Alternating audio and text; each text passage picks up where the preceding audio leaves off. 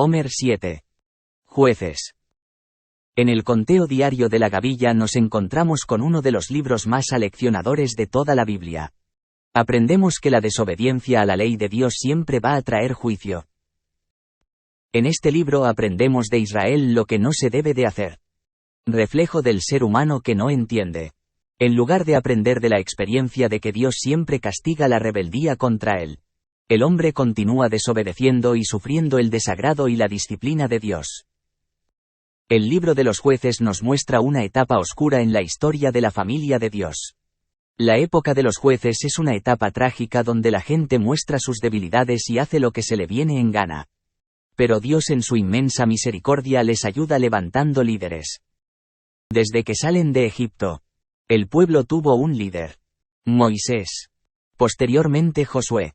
Pero después de Josué no hubo un líder único, sino que tras la muerte de Josué, la gente comenzó a pecar y Dios ponía distintos líderes para ayudar a sus escogidos a salir de sus errores.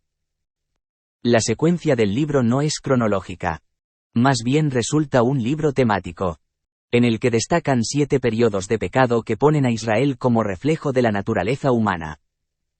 El ciclo es el mismo. El pueblo peca, sufre, se arrepiente y Dios tiene compasión de ellos y les levanta.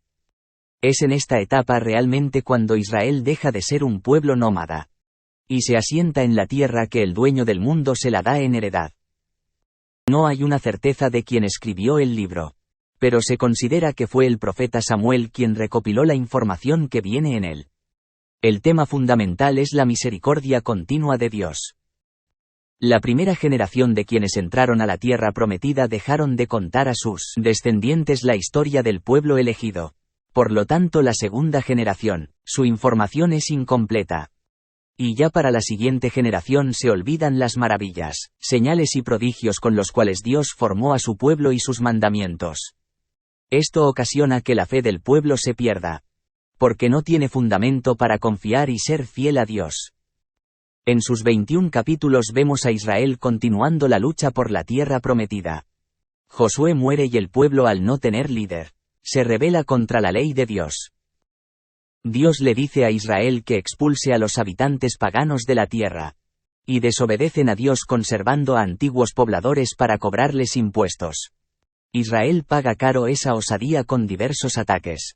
Primero la opresión de los madianitas y luego ataques constantes de los filisteos. En este contexto aparece Débora, y una enseñanza muy interesante acerca del liderazgo femenino. Y comienzan a aparecer personajes destacados por su fe. Gedeón, que con un ejército depurado de 300 personas, derrota a un ejército de 135.000 hombres. Y es el hombre que también libera al pueblo del yugo de los madianitas. Pero en este devenir de rebeldías, en el pueblo surgen conspiraciones destacando la de Abimelech. Aparece gente poco nombrada en las enseñanzas pero que juega un papel importante en la historia de los jueces como Tola y Jefté. Comenzamos con los conflictos entre hermanos, gente del mismo pueblo atacándose. Y aparece un personaje icónico de este periodo, el hombre más fuerte de la historia, Sansón, de quien curiosamente la Biblia no menciona el nombre de su madre. El papá es Manoja, pero de su madre no se sabe el nombre. Sansón de la tribu de Dan fue el 5º juez de Israel. La historia de su casamiento con una filistea. Su debilidad por las mujeres extranjeras y las consecuencias de esto. Y en este contexto aparece Dalila y la historia que todo mundo conoce. Se agudizan las diferencias entre hermanos. Y la tribu de Benjamín se levanta como lobo arrebatador, teniendo fuertes enfrentamientos con el resto del pueblo. Esta es la historia de Israel. Desde la muerte de Josué hasta el tiempo de Samuel. Este periodo, durante el cual el pueblo desobedeció y se alejó de Dios repetidamente, lo cual se convirtió en uno de los tiempos más oscuros de su historia. Cuando ellos se arrepentían de sus pecados y se volvían a Dios, Él levantaba líderes llamados jueces, quienes los libraban de sus enemigos. La enseñanza es que toda desobediencia a la ley de Dios es rebeldía contra Dios. Y eso trae sufrimiento, dolor y tragedia. Es el día 7 de 50. Termina la semana 1 y faltan 43 días para Shavuot, Pentecostés.